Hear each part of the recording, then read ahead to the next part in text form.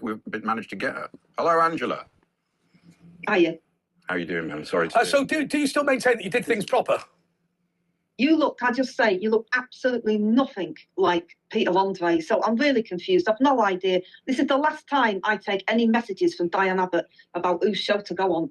I've had a really rough day, to be honest with you. And well, you know, the lawyers came out and said they didn't tell you to do that, and this is what all this kerfuffle's about. I mean, Angela, were you telling the truth or were you telling little porkies?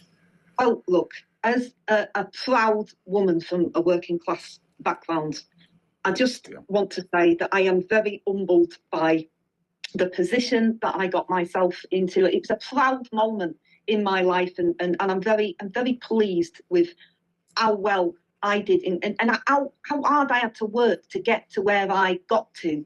But you didn't. But with respect, you didn't work that hard. You took money out of the family trust in order to buy a holiday home in Brighton. That makes John Prescott look like Mother Teresa of Calcutta. Right, well, I'm not across the details of quite how it happened. I did get some advice from. I'm not going to say who it was. Yeah, but Angela, the detail was son gets payout for medical negligence. You get holiday home in 5-star accommodation. I don't think it's quite as cut and dried.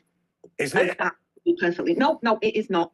Why? But, you know, I'm happy to talk about, you know, all of the wonderful, like I did in my resignation letter to Okea, about all the wonderful things that I achieved in government. I'm happy to talk about that, but I think you need to leave my family out of it. I think you need to leave my son out of it. Well, you didn't, did you? You didn't, Angela, did you?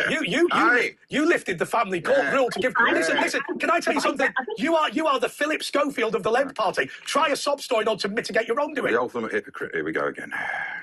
No. That is not.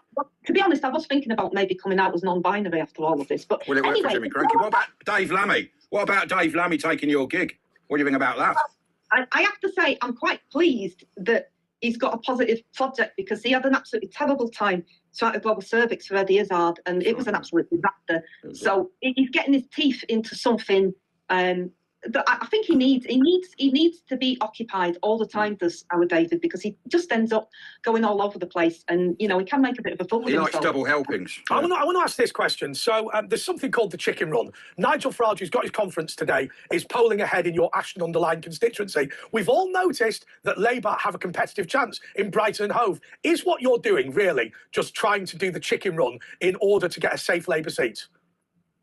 I don't know what a chicken run movie. It's when you leg it to another seat because you're going to lose the last one. You leg it down to Brighton. I mean, why did you go to Brighton? What's so good about Brighton? It sort of went past it a bit about 20 years ago. I mean, listen,